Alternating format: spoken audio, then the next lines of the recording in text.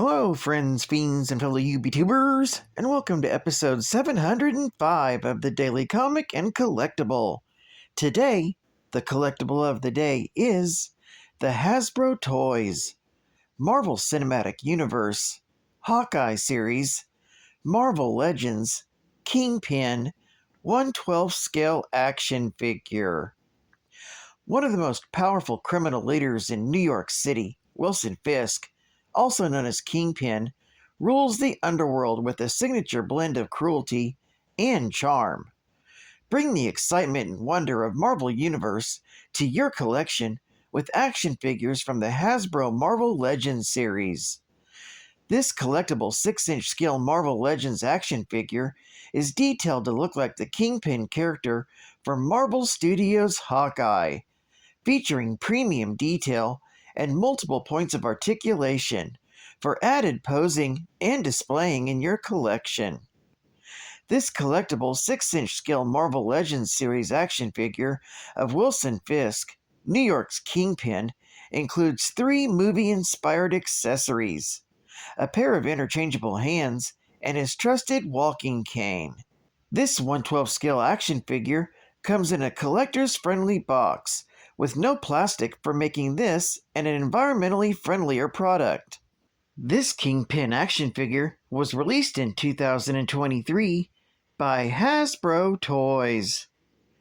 Now, the comic of the day is Peter Parker, the Spectacular Spider-Man, Volume 1, issue number 130, with a cover date of September 1987, with story by Bob Layton, art by Jim Fern, and cover by Jim Fern.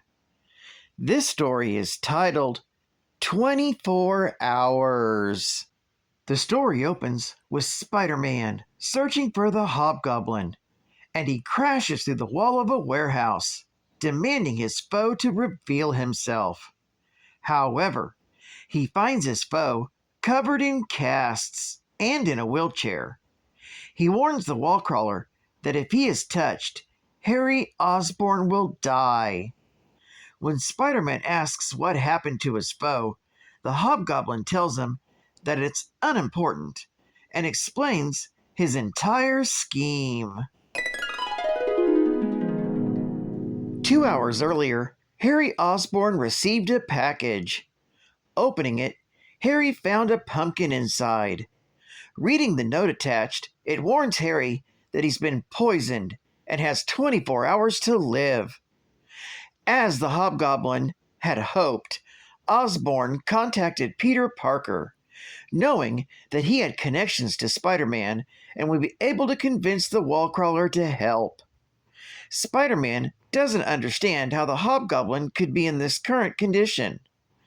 The villain then explains that he was hired by a European mobster to steal a ledger from the Kingpin. He managed to break into the Kingpin's office and steal the ledger, but he tripped off the security guards. So when he attempted to leave, his goblin glider was struck by stray bullets and blew up. It sent the Hobgoblin falling down the side of the building. He managed to break his fall by falling between balconies, but was still seriously injured from the fall.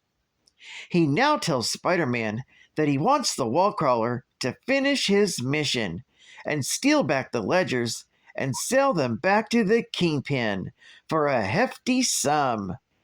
Spider-Man immediately refuses, but when the Hobgoblin tosses a tracking device at him, he informs Spider-Man that it has been coated with the poison that will eventually kill Harry Osborn. The Hobgoblin orders Spider-Man to carry out his mission if he wants to get the cure and save himself and Harry. Instead of going along with the mission, Spider-Man goes to the lab of Dr. Curtis Connors to see if he can find a cure for the toxin that is poisoning him. After taking a blood sample and running a few tests, Spider-Man determines an antitoxin could be created in 36 hours. Unfortunately for the wallcrawler, neither he nor Harry has that much time. Connors assures Spider-Man that he will do everything he can to see if he can find an existing and suitable antitoxin. After Spider-Man leaves Connor's lab, he stops at a payphone to call Harry Osborn to tell him to hang tight. After the call ends, Harry fears that his death will leave his son Normie to grow up without a father. Using the tracking device given to him by the Hobgoblin, Spider-Man tracks it to an illegal gambling ship. Spider-Man slips aboard the vessel and gets into a gun battle with the Crooks, whom own the ship. Spider-Man succeeds, though, in recovering the ledger, unaware that he's being observed by a group of men in a car. The web-slinger returns to Curt Connors' home to see if he had any luck securing an antitoxin. However, he discovers that Curt is being held hostage by mobsters. Spider-Man makes a quick work of them and is confronted by the Kingpin, who has come to personally recover his stolen ledger. The Kingpin then offers the antitoxin in exchange for the ledger and a guarantee to punish the Hobgoblin for his transgressions. As a show of good faith, the Kingpin brings Spider-Man the antitoxin. He then uses it to cure himself and Harry, just in the nick of time.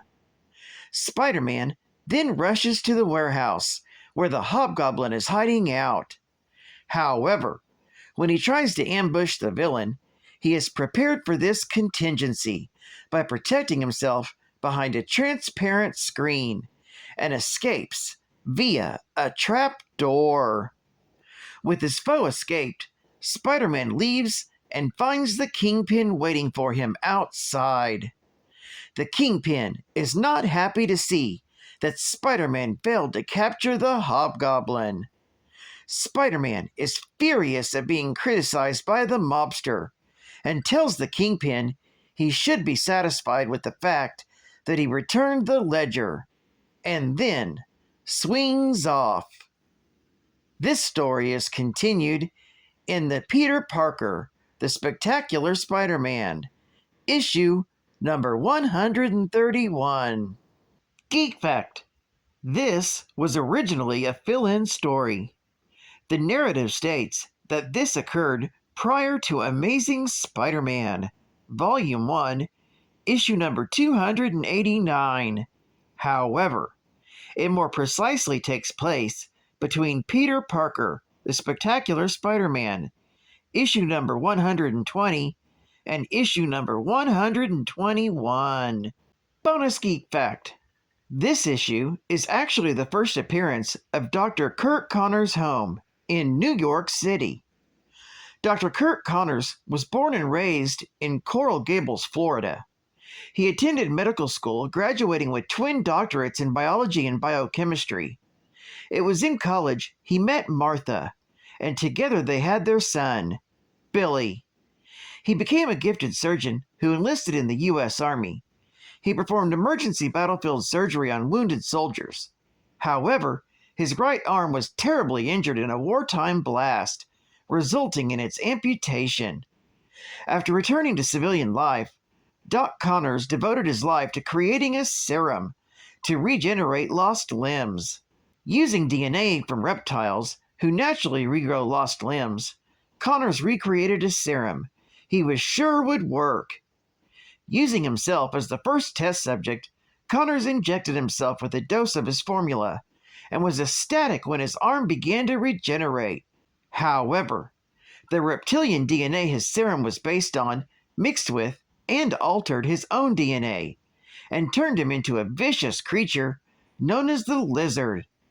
While Connors was eventually cured by Spider-Man and returned to his human appearance. However, another attempt was made to develop a serum for safe use, resulting in Connors transforming into the Lizard again. But on this occasion, he was saved thanks to his former colleague, Professor Charles Xavier, and his first team of X-Men. Advertising Ad Fact. The Wetting of the Year. And you're invited. Oh my gosh! Join Peter Parker and Mary Jane Watson as they tie the knot in The Amazing Spiderman, Annual number 21.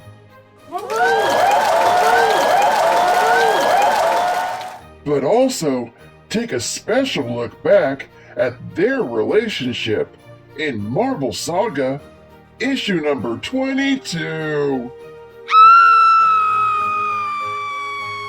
Join the once-in-a-lifetime wedding of Peter Parker and Mary Jane Watson.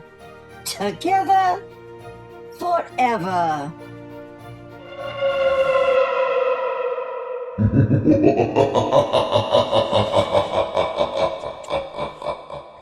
And final geek fact. Wilson Fisk was born and raised in a dysfunctional family. Plus, he was bullied by his peers for being overweight. Wilson ended up committing his first murder when he was only 12. From the very start, Fisk was determined to be the best in whatever he did, and he believed physical strength to be a major factor in the building power in the underworld.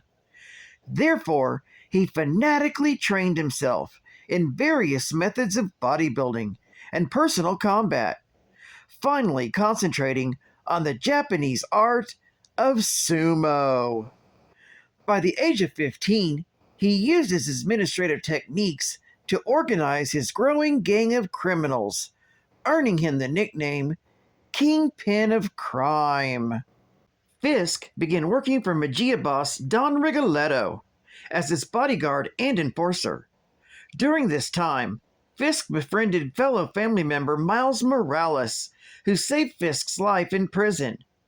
Since then, Fisk promised to forever be in his debt. With Morales by his side, Fisk took over the operations of the Rigoletto family and had him killed. Sometime after Fisk established his criminal empire, Miles left his side to live a quiet life with his lover.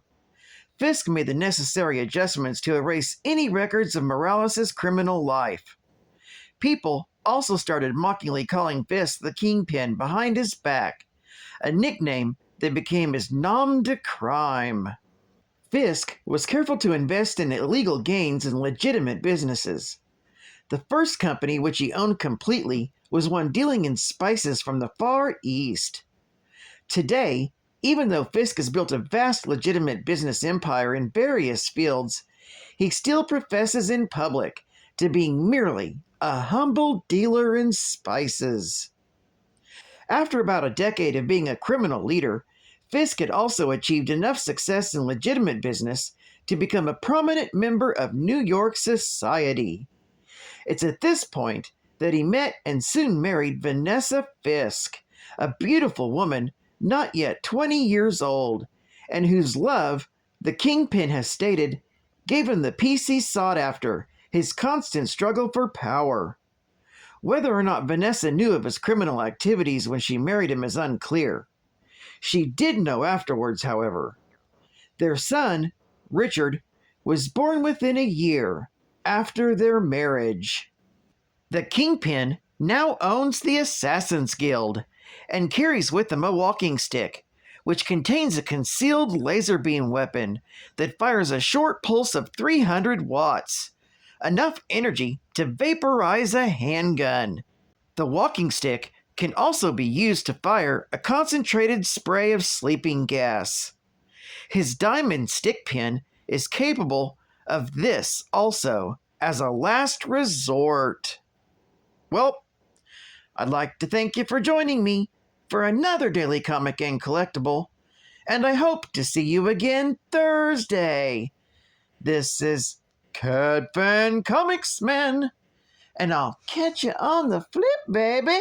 Over and out.